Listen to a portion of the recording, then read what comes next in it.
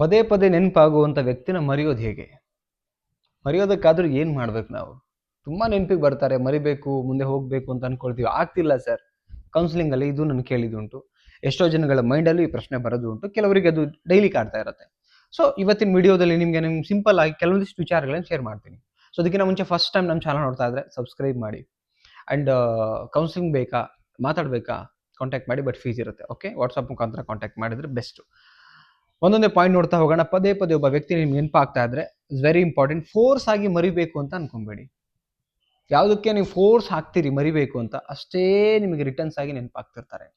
Forcibly ಮರೆಯೋದಕ್ಕೆ ಹೋಗಬೇಡಿ. ಹಾಗಿದ್ಮೇಲೆ ಏನು ಮಾಡಬೇಕು ಹೇಳ್ತಾ ಹೋಗೋಣ. ಫಸ್ಟ್ ಪಾಯಿಂಟ್ ನಾನು ಹೇಳೋದು, ಫೋರ್ಸ್ ಆಗಿ ನೀವು ಮರಿತಾ ಹೋಗ್ತಿದ್ದಂಗೆ ಏನಾಗುತ್ತೆ, ನೀವು ಯಾವುದಕ್ಕೆ ತುಂಬ ಫೋರ್ಸ್ ಆಗ್ತೀರಿ, ಥಾಟ್ ಪ್ರೊಸೆಸ್ ಆ ಕಡೆ ಹೋಗುತ್ತೆ, ಅಗೇನ್ ಅದು ಕನೆಕ್ಟ್ ಆಗುತ್ತೆ, ಮತ್ತೆ ನೆನಪಾಗುತ್ತೆ. ಸೊ ಏನು ನಡೆದಿದೆಯಲ್ಲ ಸಿಚುವೇಶನ್ಸ್, ಅದನ್ನು ಎಕ್ಸೆಪ್ಟ್ ಮಾಡಿ.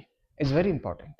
ಎಕ್ಸಾಂಪಲ್, ನೀವೊಂದು ಗ್ಲಾಸ್ ಏನದು ಫಿಶ್ ಒಂದು ಇದು ಇರುತ್ತಲ್ಲ, ಅಕ್ವೇರಿಯಂ ಏನಂತಾರಲ್ಲ, ಸಾಕುವಂಥದ್ದು, ಅದನ್ನೆಲ್ಲೋ ಮಾರ್ಕೆಟಿಂದ ತರ್ತೀರಿ.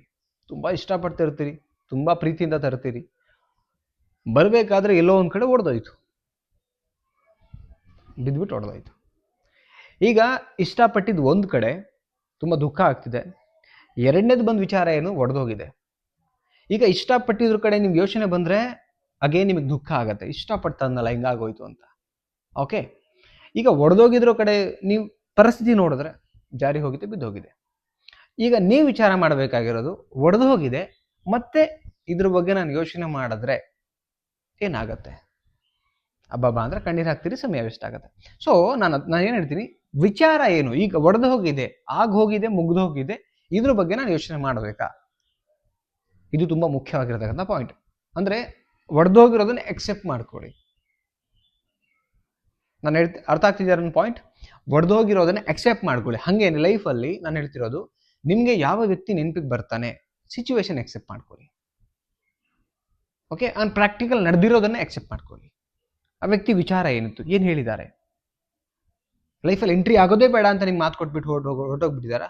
ಓಕೆ, ಎಂಟ್ರಿ ಬೇಡ ಅಂತ ನಮ್ಮನ್ನು ಬಿಟ್ಟು ಹೋಗಿದ್ದಾರೆ ಅಂದಮೇಲೆ ಅಗೇನ್ ಹೋದರೆ ವ್ಯಾಲ್ಯೂ ಇರಲ್ಲ, ಬಿಟ್ಬಿಡೋಣ. ಇದನ್ನು ರೀಕಾಲ್ ಮಾಡ್ಕೊಳ್ಳಿ. ಇಟ್ಸ್ ವೆರಿ ಇಂಪಾರ್ಟೆಂಟ್ ನಾನು ಹೇಳ್ತಾ ಇರೋದು. Okay, second point, trigger remove ಮಾಡಿ. ಟ್ರಿಗರ್ ಇಟ್ ಮೀನ್ಸ್ ಏನು ನೋಡಿ, ಅವರ photo, chat and Instagram profile, WhatsApp profile, D P ನೋಡೋದು, ಇದನ್ನು ಫಸ್ಟ್ ರಿಮೂವ್ ಮಾಡಿ.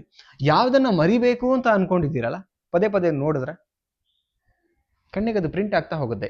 ಏನು ನೋಡ್ತೀವಿ ಅದು ಇಲ್ಲಿ ಪ್ರಿಂಟ್ ಆಗುತ್ತೆ. ಬ್ರೈನ್, ನಮ್ಮ ಸೈಕಾಲಜಿ ಹೇಳುತ್ತೆ ಏನಂತ ಹೇಳಿದ್ರೆ, ಏನೇನೋ ನೋಡ್ತೀವಿ ಅದು ಮೆಮೊರಿಯಲ್ಲಿ ಸೇವ್ ಆಗ್ತಾ ಹೋಗುತ್ತೆ, ಕಲೆಕ್ಷನ್ ಆಗ್ತಾ ಹೋಗುತ್ತೆ ಅಂತ ಹೇಳ್ತಾರೆ. ನೀವು ನೆಗೆಟಿವ್ ಸೈಡಲ್ಲಿ ನೋಡ್ತಾ ಹೋದ್ರೆ ನೆಗೆಟಿವ್ ಅಲ್ಲಿ ನಿಮ್ಗೆ ಕ್ರಿಯೇಟ್ ಆಗ್ತಾ ಹೋಗುತ್ತೆ, ಪಾಸಿಟಿವ್ ಸೈಡಲ್ಲಿ ನೋಡಿದ್ರೆ ಪಾಸಿಟಿವ್ ಆಗ್ತಾ ಹೋಗುತ್ತೆ. ಯಾವ ವ್ಯಕ್ತಿನ ಮರಿಬೇಕು ಅನ್ಕೊಂಡಿದ್ರಿ ಆ ವ್ಯಕ್ತಿನ ಪದೇ ಪದೇ ನೋಡೋದ್ರಿಂದ ಅದೇ ಕ್ರಿಯೇಟ್ ಆಗ್ತಾ ಹೋಗ್ತಿದ್ವಿ. ಸೊ ಮರಿಬೇಕು ಅನ್ಕೊಂಡವ್ರು ನೀವು ಡಿಲೀಟ್ ಮಾಡಿದ ಫೋಟೋ ಡಿಲೀಟ್ ಮಾಡ್ದಿರಾ, ಇನ್ಸ್ಟಾಗ್ರಾಮ್ ಪ್ರೊಫೈಲ್ ಅದನ್ನೇ ಪದೇ ಪದೇ ನೋಡೋದು ಅಥವಾ ಚಾಟ್ ಮಾಡೋದು, ಇದು ಮಾಡಿದ್ರೆ ಹೆಂಗೆ ಮರೆಯೋಕೆ ಸಾಧ್ಯ?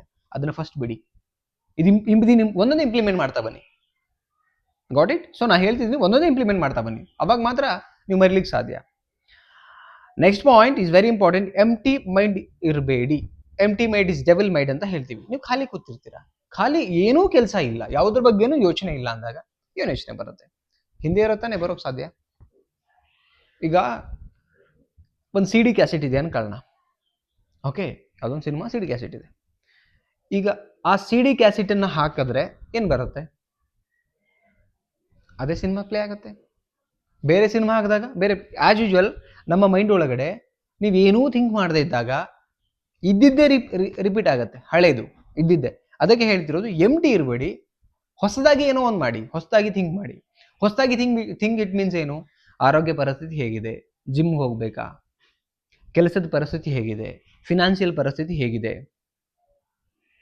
ಏನು ಮಾಡಬೇಕು ನೆಕ್ಸ್ಟು, ಇದನ್ನು ಹೊಸದಾಗಿ ಕ್ರಿಯೇಟ್ ಮಾಡ್ತಾ ಹೋದರೆ ಐ ಥಿಂಕ್ ಮೈಂಡು ಅದಕ್ಕೆ ಅಡ್ಜಸ್ಟ್ ಆಗ್ತಾ ಹೊಸದನ್ನು ಕ್ರಿಯೇಟ್ ಮಾಡ್ತಾ ಥಾಟ್ ಪ್ರೊಸೆಸ್ನ ಬಿಲ್ಡ್ ಮಾಡ್ತಾ ಹೋಗುತ್ತೆ. This is the procedure.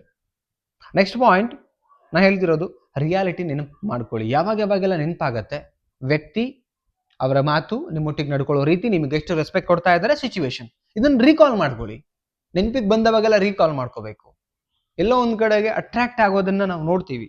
Attract ಆಗೋ ಕಡೆ ಮನಸ್ಸು ಹೋದ್ರೂ ಕೂಡ ನಾವು ನಮ್ಮ ಮನಸ್ಸಿಗೆ ಏನು ಬುದ್ಧಿ ಹೇಳಬೇಕು, ಅದು ಕ್ಷಣಿಕ, ಅದ್ರ ಕಡೆ ಹೋಗೋದು ಬೇಡ ಅಂತ ಹೇಳಿದಾಗ ಮತ್ತೆ ಮನಸ್ಸು ಸೇಮ್ ಆಸ್ ಯೂಶುವಲ್ ಪ್ಲೇಸಲ್ಲಿ ಇರುತ್ತೆ. ಆಸ್ ಯೂಶುವಲ್ ವ್ಯಕ್ತಿನ ಮರಿಬೇಕು ಅಂತ ಅಂದಾಗ ನಿಮಗೆ ನೆನಪಾಗ್ತಿರ್ಬೇಕಾದ್ರೆ ಮನ್ಸಿಗೆ ನಾವೇ ಬುದ್ಧಿ ಹೇಳ್ಕೋಬೇಕು. No one is P A ಇಲ್ಲ ಇಲ್ಲಿ. ನಿಮ್ಮ ಮನ್ಸಿಗೆ ನೀವೇ ಬುದ್ಧಿ ಹೇಳ್ಕೊಬೇಕು, ಕಂಟ್ರೋಲ್ ತರಬೇಕು ಅಷ್ಟೇನೆ. ಅವಾಗ ಮಾತ್ರ ಆಗ್ಲಿಕ್ಕೆ ಸಾಧ್ಯ. ಯಾರೋ ಹೇಳಿದಾಗ ನಾನು ಮೋಟಿವೇಟ್ ಆಗ್ತೀನಿ, ಯಾರೋ ಹೇಳಿದಾಗ ಬದಲಾಗ್ತೀನಿ ಅಂತ ಹೇಳಿದ್ರೆ ತುಂಬಾ ಕಷ್ಟ ಆಗುತ್ತೆ. ಓಕೆ, ನೆಕ್ಸ್ಟ್ ಪಾಯಿಂಟ್, ನೀವು ರೂಟೀನ್ ಕ್ರಿಯೇಟ್ ಮಾಡಿ. ಎವ್ರಿ ಡೇ ರೂಟೀನ್ಸ್ ಏನು ನಡೀತಾ ಇದೆ ನಿಮ್ದು? ಎಷ್ಟು ಅವರ್ ಎಕ್ಸರ್ಸೈಸ್ ಮಾಡ್ತೀರಿ? ಎಷ್ಟೊತ್ತಿಗೆ ಎದ್ದೇಳ್ತೀರಿ ನೀವು? ಬ್ರೇಕ್ಫಾಸ್ಟ್ ಎಷ್ಟು ಗಂಟೆಗೆ ಆಗುತ್ತೆ? ಆಫ್ಟರ್ ದಟ್ ನಿಮ್ಮದು ಕೆಲಸ, ಹೊಟ್ಟೆಪಾಡು ನಡಿಬೇಕಲ್ವಾ, ಅದಕ್ಕೆ ಎಷ್ಟು ಕೆಲಸ ಮಾಡ್ತೀರಿ? ಮೆಂಟಲ್ ಹೆಲ್ತ್ ಹೇಗಿದೆ? ಎಷ್ಟು ಅವರ್ ನಿದ್ದೆ ಮಾಡ್ತೀರಿ? ನಿಮ್ಮ ಗೋಲ್ ಎಷ್ಟಕ್ಕೆ ರೀಚ್ ಆಗ್ತಿದ್ರಿ? ಎಲ್ಲಿಗೆ ರೀಚ್ ಆಗಿದ್ರಿ? ಇದು ತುಂಬ ಮುಖ್ಯ ಅಲ್ಲ? ಇದನ್ನು ಕ್ರಿಯೇಟ್ ಮಾಡಿ. ಹೊಸ ರೂಟೀನ್ನ ಕ್ರಿಯೇಟ್ ಮಾಡಿದಾಗ ಹೊಸ ರೂಟೀನ್ ತಕ್ಕ ಹಾಗೆ ನಿಮ್ಗೆ ಎವ್ರಿ ಡೇ ಲೈಫಲ್ಲಿ ನಡೀತಾ ಇರುತ್ತೆ. ಅದನ್ನು ವೆರಿ ಇಂಪಾರ್ಟೆಂಟ್, ಅದನ್ನು ಪ್ಲಾನ್ ಮಾಡಿ. ಸ್ನೇಹಿತರೆ, ಹೇಳಿರ್ತಕ್ಕಂಥ ಇಷ್ಟು ವಿಚಾರಗಳನ್ನು ಪ್ಲಾನ್ ಮಾಡಿದ ಮೇಲೂ it take minimum 3 to 5 months. ಯಾವುದೂ ಸಡನ್ಲಿ ಆಗ್ಬಿಡಲ್ಲ ಲೈಫಲ್ಲಿ. ಏನೇ ಆಗಬೇಕಂದ್ರೂ ಟೈಮ್ ತಗೊಳುತ್ತೆ. ಅದಕ್ಕೆ ವೇಟ್ ಮಾಡಿ, ಆ ಥರ ಪಡಬೇಡಿ. ಓಕೆ, ಐ ಥಿಂಕ್ ಈ ಒಂದು ವಿಡಿಯೋ ನಿಮಗೆ ತುಂಬ ಕ್ಲಾರಿಟಿ ಕೊಟ್ಟಿದೆ. ಆ್ಯಂಡ್ ವಿಡಿಯೋ ಕೊನೆ ತನಕ ನೋಡಿರೋರು ಕಮೆಂಟ್ ಸೆಕ್ಷನಲ್ಲಿ ಕಮೆಂಟ್ ಮಾಡಿ ಯಾವ ಪಾಯಿಂಟ್ ಇಷ್ಟ ಆಯಿತು ಅಂತ ಎಲ್ರಿಗೂ ಶೇರ್ ಮಾಡಿ. ಕೌನ್ಸಿಲಿಂಗ್ ಬೇಕಾ ಕಾಂಟ್ಯಾಕ್ಟ್ ಮಾಡಿ. ಮತ್ತೊಂದು ಟಾಪಿಕಲ್ಲಿ ಸಿಗೋಣ. ನಮಸ್ತೆ.